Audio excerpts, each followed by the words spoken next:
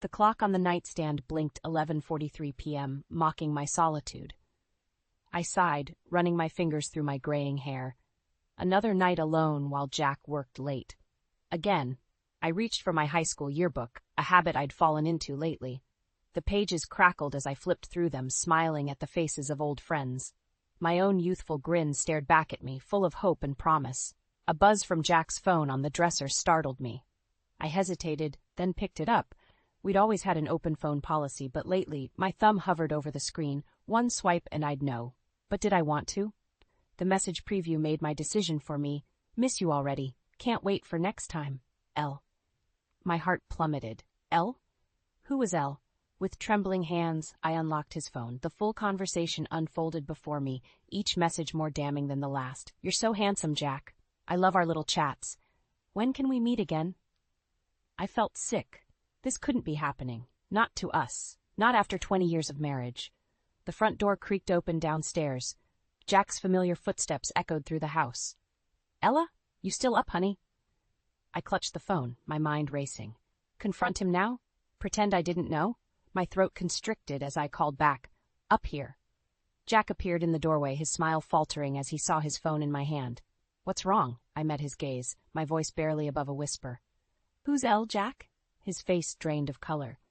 In that moment, I knew our life would never be the same. The next morning, I woke to an empty bed and the sound of Jack's electric razor buzzing in the bathroom. Strange. He usually let his stubble grow for days. I padded to the doorway, freezing at the sight before me. Jack stood shirtless, meticulously styling with some fancy new product. When did he start caring about his appearance? Morning, hon, he said, catching my eye in the mirror. Like my new look, I forced a smile. It's different. What's the occasion? He shrugged, adjusting his collar. No occasion, just felt like a change. As he brushed past me, a whiff of cologne hit my nose. Not his usual scent. My stomach churned. Jack, I called after him. About last night. He turned, his face a mask of innocence. What about it? I faltered. The text from L? Oh, that. He waved dismissively.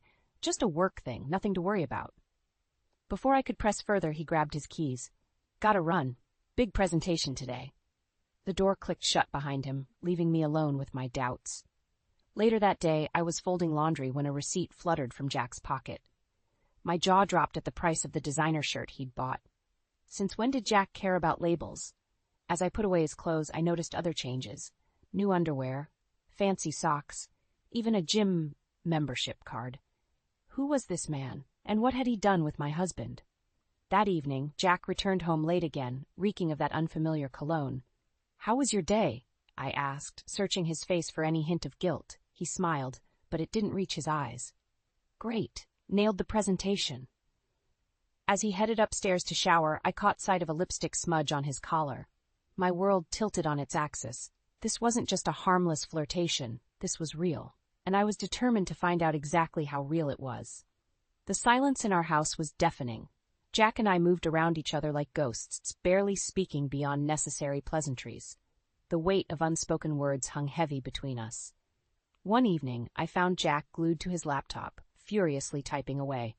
He slammed it shut as I entered the room. What are you working on? I asked, trying to keep my voice casual. Just some work stuff, he muttered, avoiding my gaze. I perched on the arm of the sofa. You've been working late a lot. Everything okay at the office? He shrugged. It's fine, just busy. Too busy for dinner together? I pressed. We haven't had a real conversation in weeks, Jack. He sighed, rubbing his temples. I'm sorry, Ella, I've just got a lot on my mind. Like what? I challenged. Like L? His head snapped up. I told you that's nothing. Nothing doesn't make you change your whole personality, Jack. Nothing doesn't keep you glued to your phone and computer all hours of the day. He stood abruptly. I need some air. As he stormed out, his phone buzzed on the coffee table. Before I could stop myself, I grabbed it. Another message from L. Can't wait to see you tomorrow, handsome. Same time, same place? My hands shook as I scrolled through their conversation. Flirty messages, plans to meet, even a few risque photos. My stomach churned. The front door opened and Jack walked in. His eyes widened as he saw his phone in my hand. Ella. I can explain. I cut him off, my voice ice cold. Save it. I've seen enough. I tossed the phone at him and headed for the stairs. As I reached the landing, I turned back. "Who is she, Jack? And don't you dare lie to me again." His silence was all the answer I needed. The annual Thompson family barbecue was in full swing, but I felt like a stranger in my own backyard. Jack's mother, Olivia, cornered me by the grill. "Ella, dear, is everything all right? You and Jack seem off." I forced a smile. "We're fine, Olivia, just busy with work." Her eyes narrowed, unconvinced. Before she could press further, Jack appeared, looking unnervingly handsome in his new polo shirt. "Can I borrow my wife for a moment?" he asked, flashing that charming smile that once made my heart flutter. He led me to a quiet corner of the yard, away from prying eyes and ears. "Ella, we need to talk." My stomach dropped. "About?" He took a deep breath. I think we should separate." The world tilted on its axis. "What?" "It's not working anymore," he said, not meeting my eyes. "We've grown apart." Anger flared within me. Grown apart? Or have you just grown closer to someone else? His silence was damning. "How dare you?" I hissed. "How dare you suggest this here now in front of our family?" I didn't want to wait. "No," I cut him off. "You didn't want to face me alone. You're a coward, Jack." Tears stung my eyes, but I refused to let them fall. Not here. Not now. "Is this about Elle?" I demanded. His face paled. "Ella, it's complicated." "Save it," I snapped. "I want you out of the house, tonight." As I turned to leave, Olivia appeared, concern etched on her face. "What's going on?" she asked. I looked at Jack, daring him to speak. When he remained silent, I made a decision that would change everything. "Why don't you ask your son about the other woman he's been seeing?" I said, loud enough for nearby guests to hear. Gasps erupted around us. Jack's face crumpled in shame. As I walked away, head held high, I knew there was no going back. The life I thought I knew was over. And a new chapter was about to begin. The house felt empty without Jack, but my determination filled the void. I'd given him 3 days to move out, and now I was ready to uncover the truth about Elle. With shaking hands, I booted up Jack's old laptop he'd left behind. To my surprise, it wasn't password protected. Careless, Jack. Very careless. I dove into his email, my heart pounding. There in his inbox were dozens of messages from Lydia. My stomach churned as I opened the first one. "Hey, handsome, missing you already. Can't wait for our next chat." I scrolled through message after message, each more flirtatious than the last. But something felt off. The language was oddly repetitive, almost scripted. Then I saw it. A tiny line at the bottom of one email. "Upgrade your Chatmate experience. Unlimited messages for just $49.99 a month." My jaw dropped. Chatmate? Was this some kind of service? I Googled frantically, and there it was. Chatmate, your virtual girlfriend experience. My husband hadn't been having an affair with a real woman. He'd been paying for a fake online relationship. I didn't know whether to laugh or cry. All this pain, all this betrayal. Over what? A chatbot? As the reality sank in, anger bubbled up inside me. How dare he throw away our marriage for this fantasy? My phone buzzed. A text from Olivia. "Ella, dear, are you all right? Jack's been staying with us. He seems lost." What happened? I stared at the message, a plan forming in my mind. Jack had humiliated me in front of everyone. Now it was my turn. With newfound resolve, I typed back, "Olivia, I think it's time we all had a little chat about Jack's girlfriend. Can you come over tomorrow? And bring Jack. There's something he needs to explain to both of us." I hit send, a grim smile on my face. Tomorrow, Jack would face the consequences of his actions, and I would have my revenge. The doorbell rang at precisely 2 p.m. I smoothed my shirt, took a deep breath, and opened the door to face Jack and Olivia. "Ella, dear," Olivia started, her eyes filled with concern. "What's this all about?" I ushered them into the living room where I'd set up Jack's old laptop on the coffee table. Jack's eyes widened when he saw it. "Please sit down," I said, my voice steadier than I felt. "We have a lot to discuss." As they settled on the couch, I turned on the laptop, pulled up the Chatmate website, and stepped back. "Jack," I said, "why don't you tell your mother about Lydia?" His face paled. "Elle, please?" "No," I cut him off. "You wanted a separation. You owe us both an explanation." Olivia looked bewildered. "Who's Lydia?" I clicked through the messages, watching their expressions change from confusion to shock. "Jack," Olivia gasped, "what is this?" He buried his face in his hands. "It's not what it looks like." "Really?" I interrupted. "Because it looks like you've been paying for a fake online girlfriend." The silence that followed was deafening. I was lonely, Jack finally mumbled. It started as just chatting, but then you decided to throw away 20 years of marriage for a chatbot? I finished, my voice cracking. Olivia stood up, her face a mix of disappointment and anger. Jackson Thompson, I raised you better than this. As mother and son argued, a strange feeling washed over me. All the anger, the betrayal, the hurt, it suddenly felt absurd. A laugh bubbled up in my throat. They both turned to stare at me as I doubled over, tears streaming down my face. Ella? Olivia asked, concerned. I straightened up, wiping my eyes. I'm sorry, it's just all this drama, all this pain over what? Some company's algorithm? The absurdity of it all hit me full force. In that moment, I realized I had a choice. I could let this break me, or I could use it to break free. Looking at Jack's defeated form on the couch, I made my decision. I want a divorce, I said, my voice clear and strong.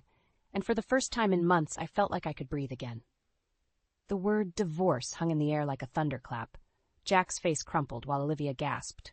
Ella, dear, surely we can work this out, Olivia pleaded. I shook my head. There's nothing to work out, Olivia. Your son chose a chatbot over his wife. Jack finally found his voice. It wasn't like that. I never meant to. To what, Jack? I snapped. To get caught? To hurt me? To throw away 2 decades of marriage for some digital fantasy? Olivia turned to her son, eyes blazing. Jackson Thompson, I want the whole truth. Now. As Jack stammered through his explanation, I felt a strange calm settle over me. This was it, the moment of reckoning. It started innocently, Jack said, just chatting. But then, it felt so real. Lydia always said the right things, always made me feel special. I couldn't help but laugh bitterly. And I didn't? You were always so independent, Ella, he mumbled. I felt unnecessary. The absurdity of it all hit me again. What, so instead of talking to me, you paid for a fake girlfriend? Olivia stood up, her face a mask of disappointment. I raised you better than this, Jack. Suddenly, Jack's phone buzzed. He reached for it instinctively. Don't tell me, I said, my voice dripping with sarcasm. Is that Lydia? Your digital soulmate? Before he could react, I snatched the phone. Sure enough, there was a message from Lydia. In a moment of pure impulse, I hit the call button and put it on speaker. A robotic voice filled the room. Hello, handsome. I've missed you. Would you like to chat? Please note, this call will be charged at $2.99 per minute. The silence that followed was deafening. Jack's face turned ashen, while Olivia looked like she might faint. As for me, I felt something inside me snap. 20 years of marriage, reduced to this automated farce. I locked eyes with Jack, my voice steady and cold. I hoped she was worth it. With that, I walked out of the room, leaving behind the wreckage of my marriage and the stunned silence of my soon-to-be ex-husband and mother-in-law. The door closed behind me with a final satisfying click. 6 months after that fateful day, I stood in my new apartment, surrounded by moving boxes and the promise of a fresh start. The divorce papers, signed and filed, lay on the coffee table, a bittersweet reminder of the life I'd left behind. A knock at the door startled me from my reverie. It was Olivia, her arms laden with a homemade casserole and a bottle of wine. I hope I'm not intruding, she said, her eyes searching my face. I smiled, genuinely glad to see her. Never. Come in. As we settled on the couch, Olivia took my hand. Ella, I want you to know how sorry I am for everything Jack put you through. I squeezed her hand. It wasn't your fault, Olivia, and honestly, I'm grateful. Her eyebrows shot up. Grateful? I nodded. If it hadn't happened, I might never have found the strength to start over, to find myself again. And it was true. In the months since the divorce, I joined a community choir, rekindling my long-forgotten love for singing. I'd made new friends, started painting again, even won a local talent show with a song I'd written about my journey. You know, I continued, I spent so long being Jack's wife that I forgot who Ella was. Now I'm rediscovering her every day. Olivia's eyes welled with tears. I'm so proud of you, dear, and I want you to know, you'll always be family to me. As we clinked our wine glasses together, I felt a surge of gratitude. Yes, my marriage had ended, but my life was just beginning. Later that night, as I unpacked the last box, I came across my old high school yearbook. Flipping through it, I smiled at the young, hopeful face staring back at me. We did it, kid, I whispered. We found our way back to ourselves. I closed the book and placed it on the shelf, a cherished memory rather than a lifeline to the past. Tomorrow was a new day, full of possibilities, and I couldn't wait to see what it would bring. For the first time in years, I felt truly wonderfully alive.